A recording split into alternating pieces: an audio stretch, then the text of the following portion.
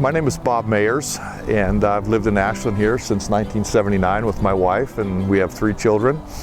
And our first experience with the Y, moving here in '79, there actually was a huge fundraiser going on, which was unknown to us at the time. They were going to build a new YMCA facility with swimming pool, and unfortunately they got caught in the economy in '79, and the project never happened. And unfortunately there was a lot of money spent in getting the project to development stage with architectural fees and so forth, and all that was lost, if you will, and when the project failed. And so the Y kind of went into obscurity for a while, and we had 3 young children, and we have 2 girls and our son, who's the youngest, but the girls were starting to do dance lessons and so forth. And so we went downtown. At the Y had a little facility down there that we started out with those. My wife would take the kids swimming to the Medford Y because there wasn't a pool here in Ashland. And so that was our first break-in with the Y. I grew up in a small town in northern Wisconsin, and we never had YMCAs or anything, but you know, we were always involved in athletics and our kids with sports, and so the Y was our first introduction with our girls. And then as my son got older as well, and then the Y built the first phase of the facility here. Alan DeBoer had a company named Courtesy Commercial, who built the office section of the building and so forth of the Y, and we started to grow. And I had a longtime friend who has since passed, but he was on the board at the time of the Y, and they were getting ready to develop this gymnasium behind us here, and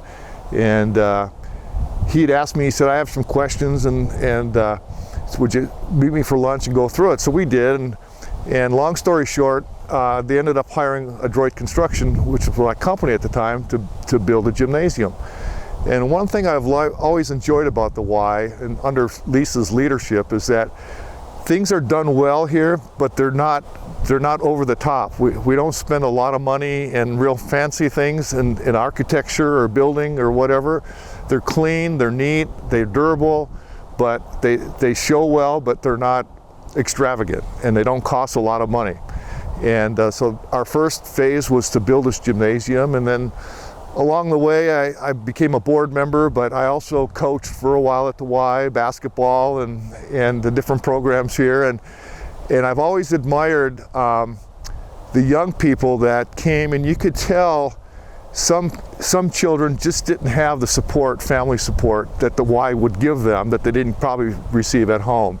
And I always had a soft touch for that growing up. I grew up with a great family. We had good family, but we didn't have much. And I thought, if I was in a position along the way, we developed this scholarship for kids. We call it Scholarship for Kids, which expanded now into scholarships for seniors all the way down to kids. And if I was growing up, I would have been one of those scholarship kids probably. There's no doubt. My parents couldn't afford to send me to a Y, and so I always had a softness in my heart for that. And when that project evolved here at the Y, I eventually became the chair of the scholarship program, and along with Lisa and her team, and I was always impressed on how much the team here at the Y, the employees, contributed to that scholarship fundraiser. I've sit on a lot of boards, a lot of nonprofit boards.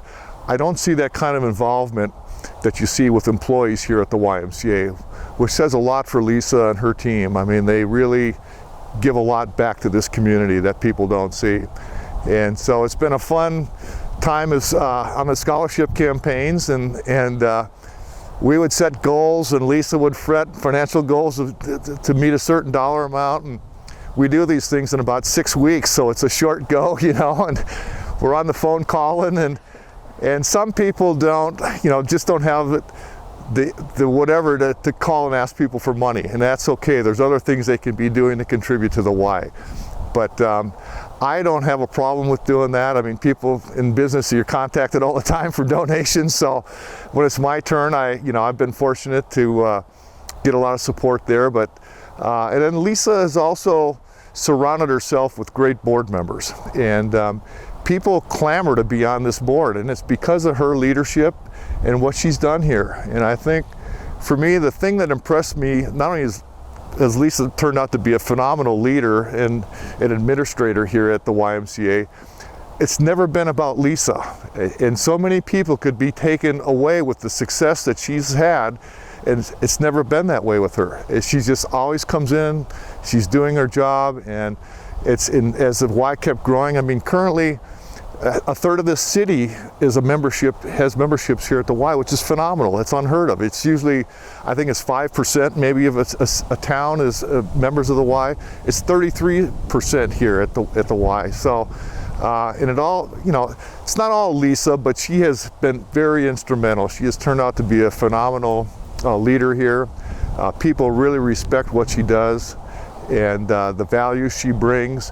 But it's all, you know, when at raise time, we would come up for raises, she always didn't want to be, she could have been paid much, much more and didn't take that compensation because she felt that her team needed to get paid as well, and she didn't want to be above the rest too much. And it's just, I've always admired her solid values and leadership abilities, and I think that's why people want to be on that board. And I've seen, you know, when people term out, they bring their husbands or wives on so they can fill the gap for a while until they can come back on again, you know. So, and you don't have that in a lot of nonprofits. I mean, which again, you know, people want to be around Lisa. She just got that draw that makes you want to be there and be part of it. And I've really enjoyed watching her mature as a woman and as a leader in this community, and I couldn't be more happy for her.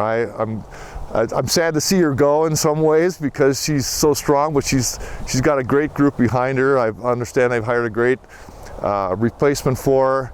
And she's earned it. She's earned some good time off now in retirement, and who knows what she'll do next, but she's been a phenomenal asset to this community. And she has set the bar and the standard for the expectation.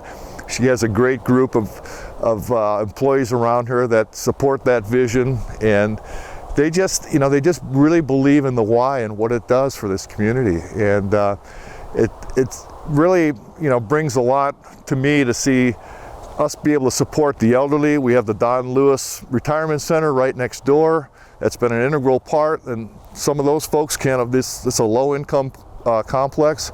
Some of those folks couldn't afford the memberships here, but with the scholarship program they can, all the way down to young people. And some of the letters that come back from parents that have benefited from that and their children have benefited from it, it's really touching in a community. And you know, people think that Ashland is really affluent, and yet with the college and students and so forth, there's a lot of people here that need that assistance. And it's a great organization that does not turn away anyone depending on your financial ability to pay.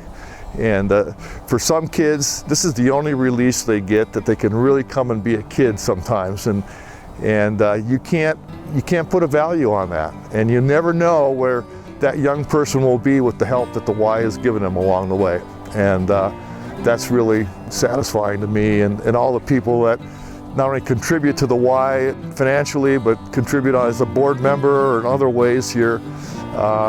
It's a pretty special place, and Lisa has been very instrumental in putting that together, from taking a Y that was really floundering at a very young age and made this thing happen. It's quite a remarkable story in itself. So.